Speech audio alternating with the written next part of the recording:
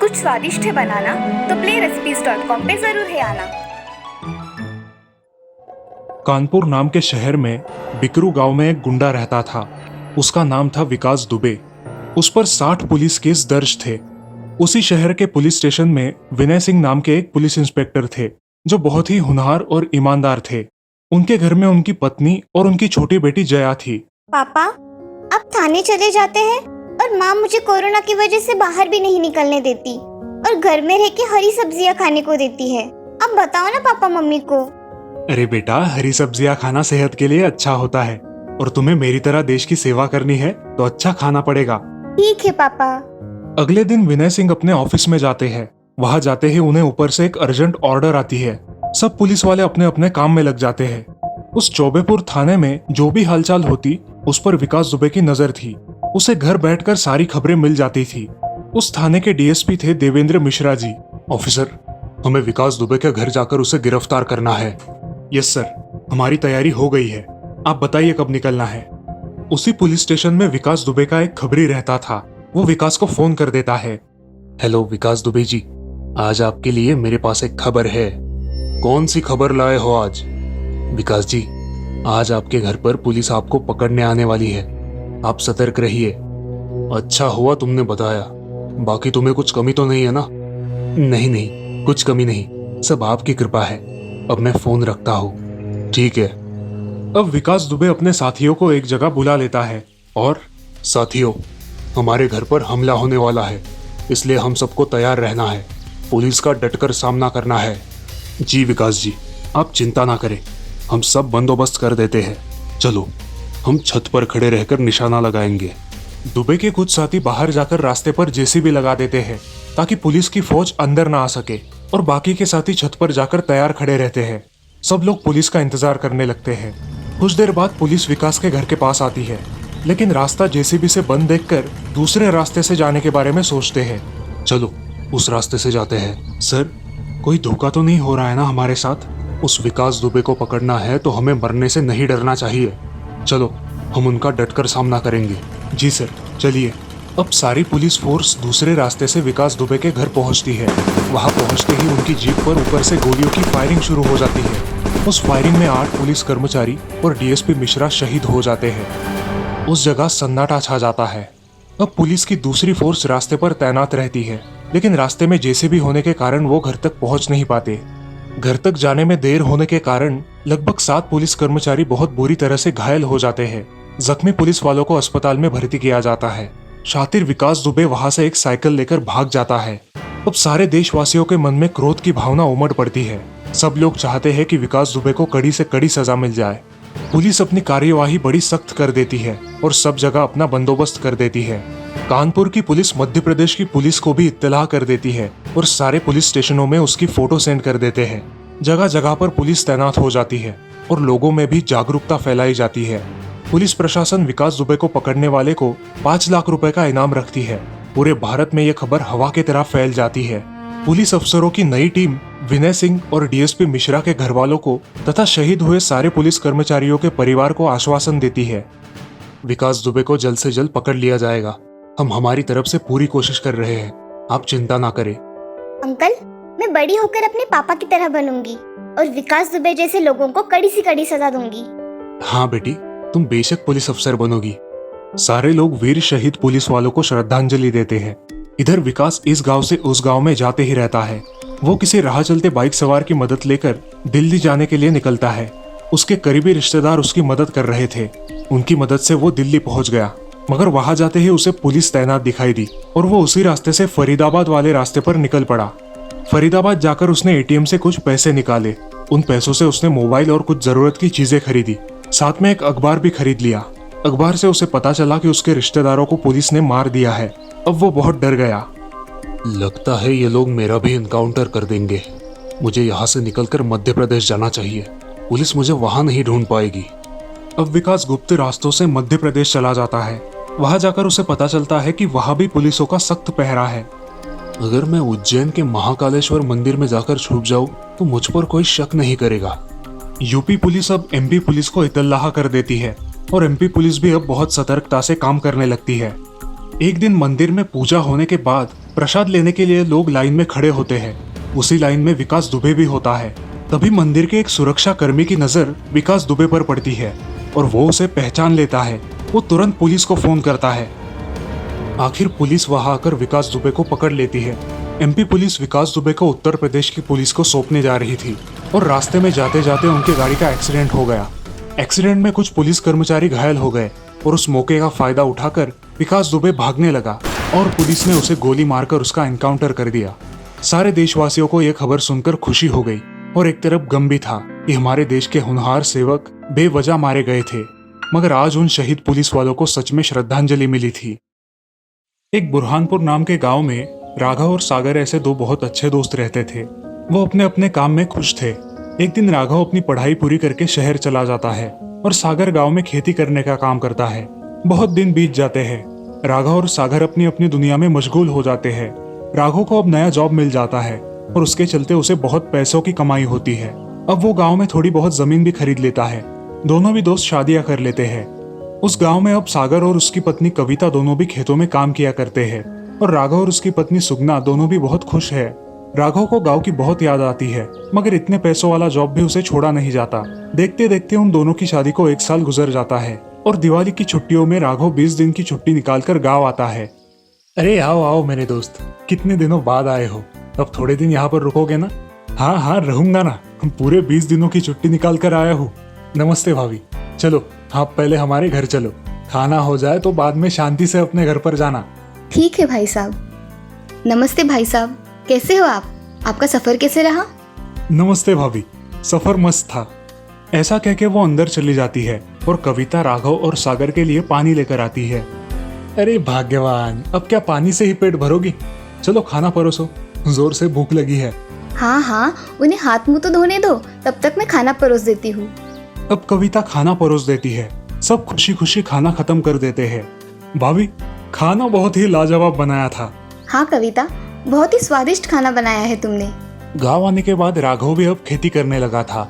वो और सागर दोनों मजे से खेतों में काम किया करते थे। ऐसे ही एक दिन काम करते करते राघव बहुत थक गया। अरे सुगना, जरा पानी लाना तो, गला बहुत सूख गया है।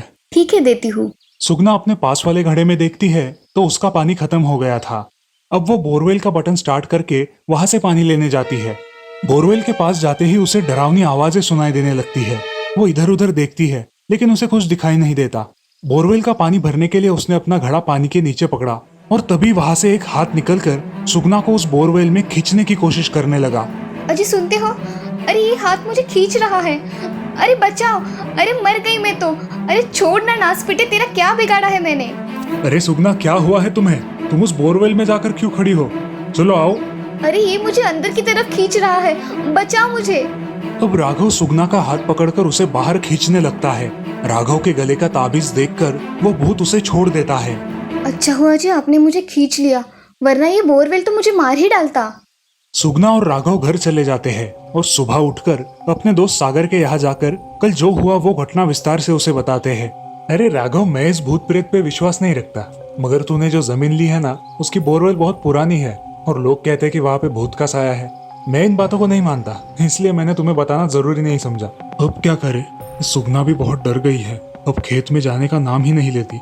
अब मैं जल्द ही यहाँ से निकल जाऊंगा। अरे राघव, निकल जाना समस्या का हल तो नहीं है ना, और तुम निकल कर कभी ना कभी तो वापस आओगे ही अपनी जमीन के पास। क्या तब भी भाग जाओगे? समस्या भागने से और बढ़ेगी, और समस्या का समाधान कर दिया तो कम हो जाएगी।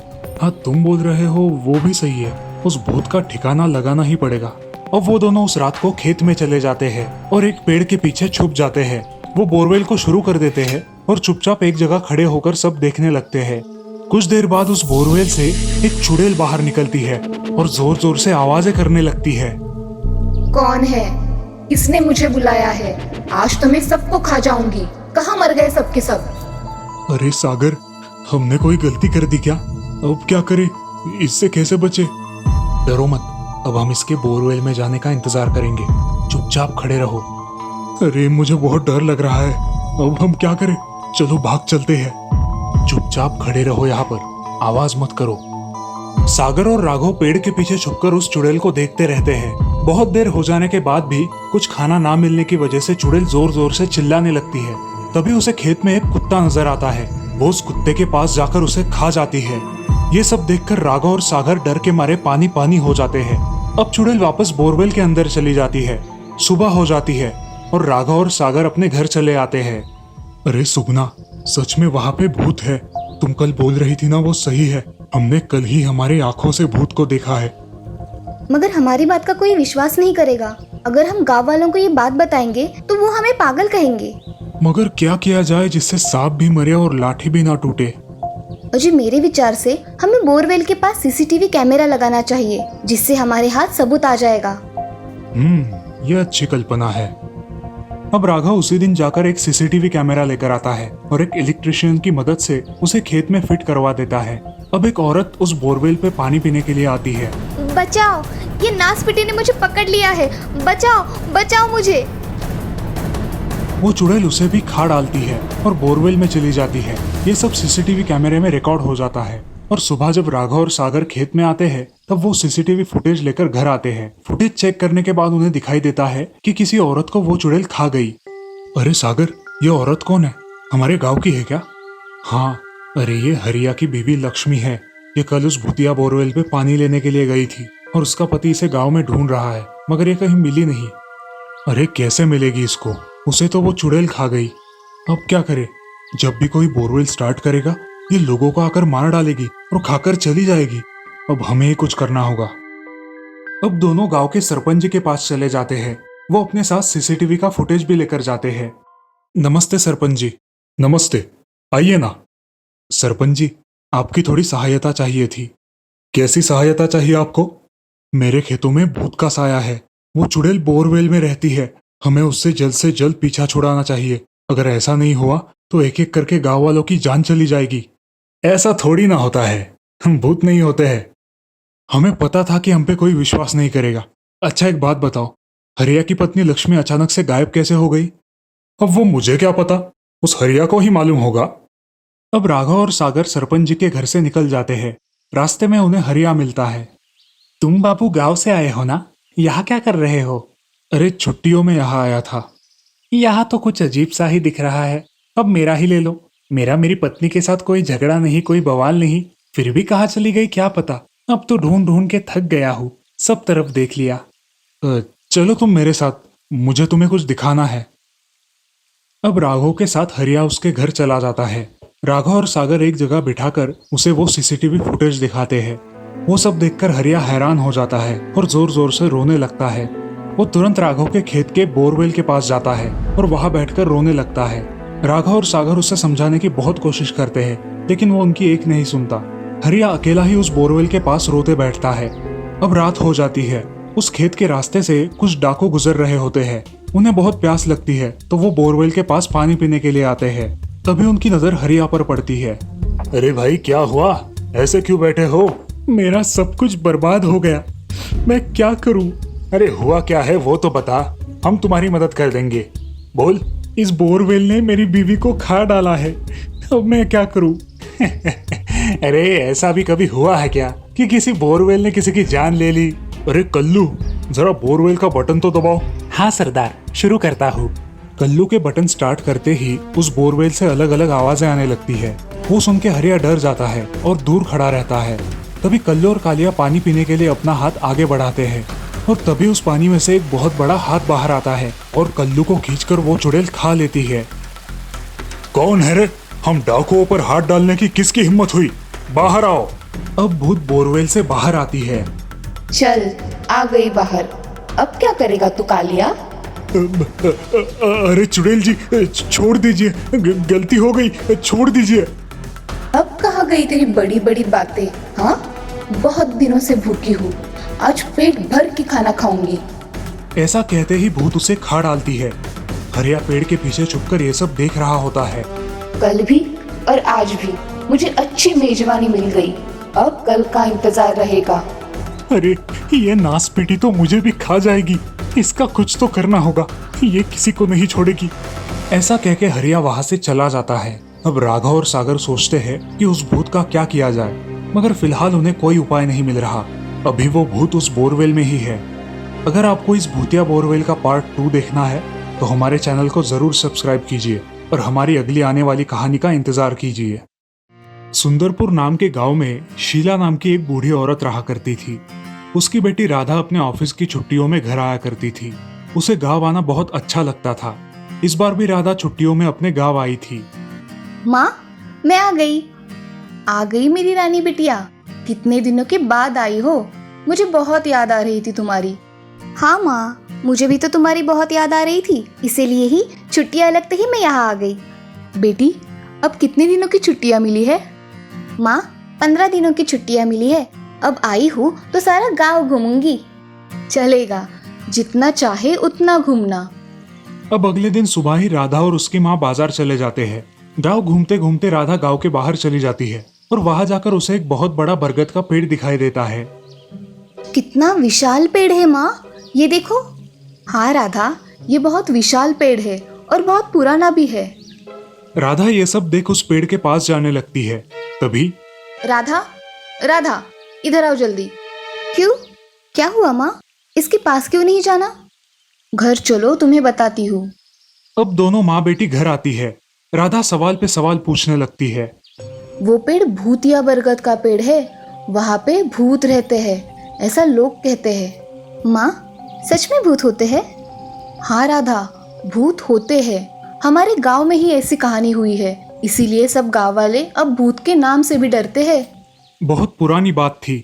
इस गांव में 2 लुच्चे लफंगे डाकू रहा करते थे। उनका नाम था गोट्या और राजू। उन्हें हमेशा लड़कियों को छेड़ने की आदत थी। वो आते जाते हर लड़की को छेड़ा करते थे और अपने गांव में चोरियां भी किया करते थे। एक दिन साधना नाम की एक लड़की गांव में नई आई हुई थी। वो गांव में काम किया करती थी और शाम के समय अपने घर जाती थी। गोट्या और राजू उस पर नजर रखे हुए थे। वो कब आती है जाती है इस बात का उनको पता था। एक दिन साधना अपने काम पर जा रही थी, तब ये दोनों एक जगह खड़े होकर उसे छेड़ते हैं। कहाँ चली जाने मन, जरा हमसे तो मिलती जाओ। वो उन दोनों को देख अनदेखा कर देती है और अपने काम पर निकल जाती है। क्या रे राजू, ये लड़की तो हमें भाव ही नहीं देती, इसे कैसे फंसाए? अरे फंसेंगी, चिंता मत करो। ऐसा बोलकर वो चले जाते हैं। कुछ दिनों तक ये दोनों उसे बहुत तंग करते हैं। अब वो बहुत परेशान हो जाती है। एक दिन रात के समय साधना को काम से आने में देर हो जाती है और उसे ये दोनों गुंडे रास्ते में ही पकड़ लेते हैं और उससे हाथापाई करते हैं। छोड़ो मुझे, बचाओ बचाओ, कोई है, मुझे इन बदमाशों से बचाओ। कोई नहीं आएगा रानी यहाँ पर। अब तुम हो और हम हैं। अब चुपचाप खुद को हमारे हवाले कर दो। वो तीनों जहाँ खड़े थे वहाँ एक बरगद का पेड़ था जो ये सब सुन रहा था। साधना अब गोट्या के कमर से चाकू निकालकर खुद को मार डालती है। ये देखकर दोनों बहुत डर जाते हैं और वहां से भागने की कोशिश करते हैं। साधना जोर से जमीन पर गिर पड़ती है। उस बरगद के पेड़ की आत्मा साधना के मृत शरीर में चली जाती है। उसकी आवाज बहुत डरावनी हो जाती है और उसकी आंखें लाल हो जाती है। अब वो दोनों चोरों का पीछा करती है और एक ही झटके में उनकी गर्दन पकड़कर उन्हें मार डालती है। अब वो गांव के बाहर जाकर खड़ी हो जाती है और गांव में प्रवेश करके जोर जोर से गुर्राने लगती है। मैं इस गांव के किसी को नहीं छोड़ूंगी। मुझे मारा है ना, अब मैं किसी को नहीं छोड़ूंगी। ये देख सारे रास्ते से आने जाने वाले लोग डर जाते हैं। सब इधर उधर भागने लगते हैं। जो भी उसके शिकंज में आता है वो उसे मार डालती है। अब साधना का भूत रात को भी गांव में घूमने लगा। लोगों का बाहर निकलना भी मुश्किल हो गया। अब डर के मारे वे बाहर भी नहीं निकलते थे। ऐसे ही एक दिन 2 दोस्त बातें कर रहे थे। अरे माधव, ये भूत हम सब गाँव वालों को मार डालेगी। जब तक ये जिंदा है तब तक हम सुरक्षित नहीं है। कब मौत का बुलावा आ जाए क्या पता। हाँ हरिया, सही कह रहे हो। इस भूत ने तो हमारा जीना ही मुश्किल कर दिया है भाई। चलो ऐसा करते हैं कि हम कुछ लोग मिलके सरपंच जी के पास जाकर अपनी कहानी सुनाते हैं, शायद कुछ हल निकल आए। ऐसा कहते हो तो चलो फिर। अब हरिया, माधव और गांव के अन्य लोग मिलकर सरपंच जी के घर चले जाते हैं। अब सरपंच जी भी इस विषय के बारे में सोचते हैं। क्या करे सरपंच जी, कोई रास्ता ही नजर नहीं आता है।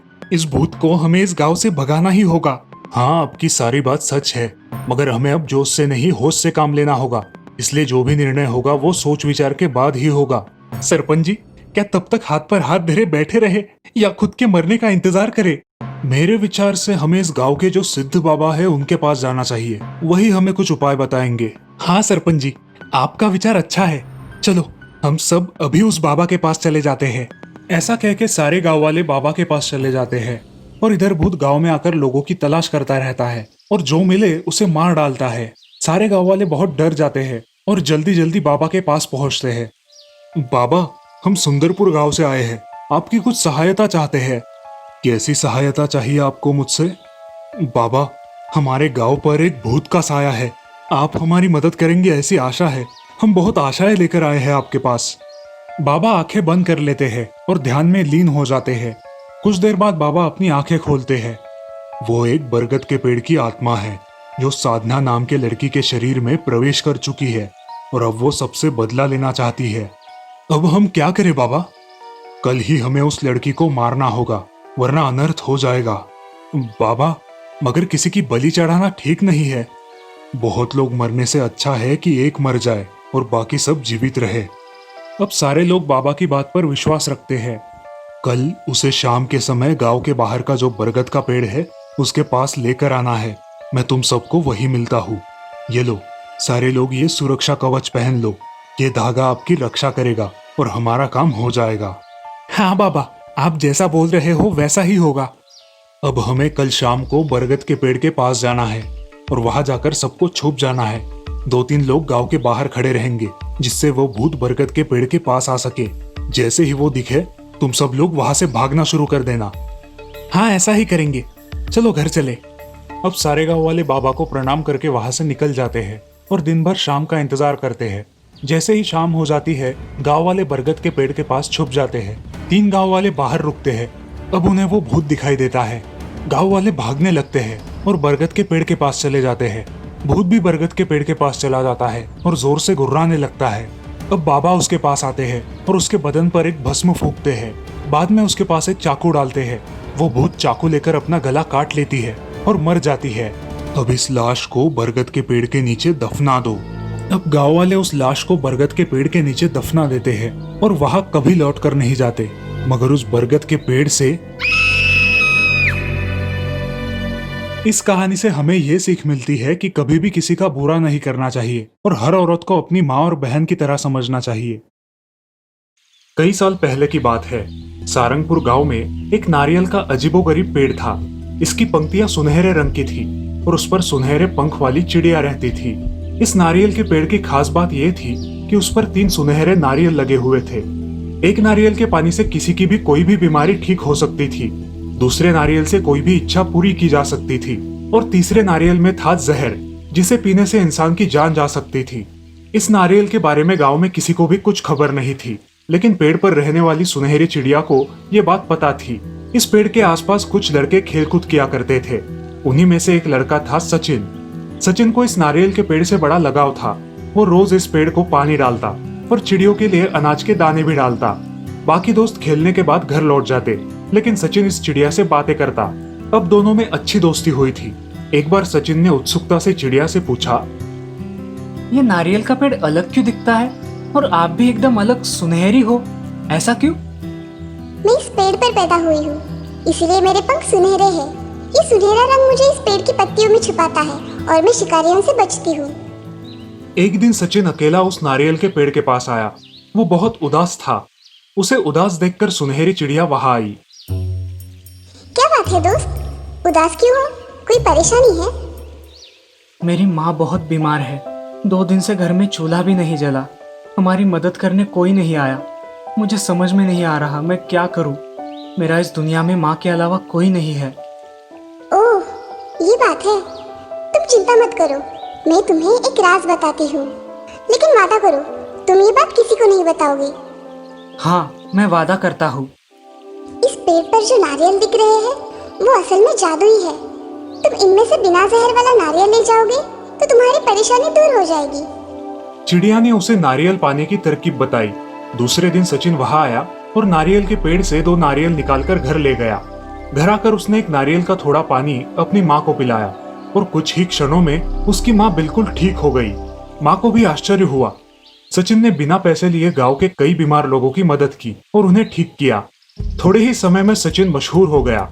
यह बात पड़ोस के एक वैद्य के कानों पर आई और सचिन का चमत्कार देखने वो बीमारी का बहाना बना के उसके गांव आया। जब सचिन ने उस वैद्य को नारियल का थोड़ा पानी पिलाया, वैद्य को एकदम अच्छा महसूस हुआ। वो एकदम से ताकतवान हो गया।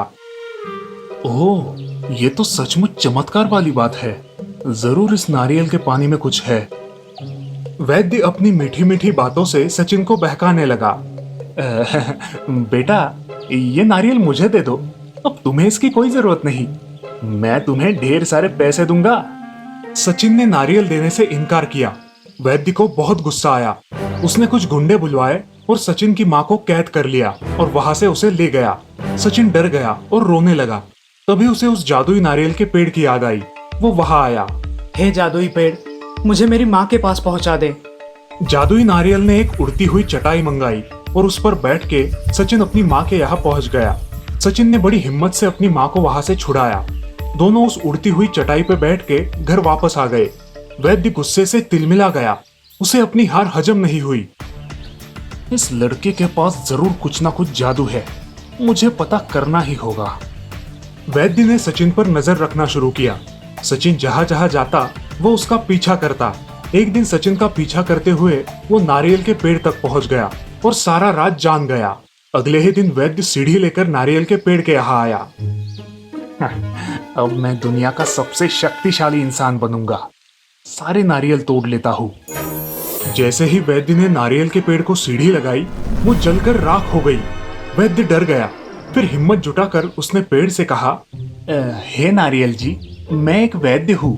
मैं गरीब लोगों की सेवा करना चाहता हूँ। अगर आप मुझे आपके जादुई नारियल देंगे तो मैं गरीब लोगों की खूब सेवा करूंगा। कृपया मुझे अपने जादुई नारियल दीजिए।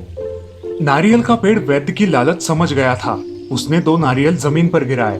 वैद्य खुश हो गया और वो नारियल लेकर घर आया और आसपास के गांव में भी खबर फैला दी कि वो कोई भी बीमारी ठीक कर सकता है।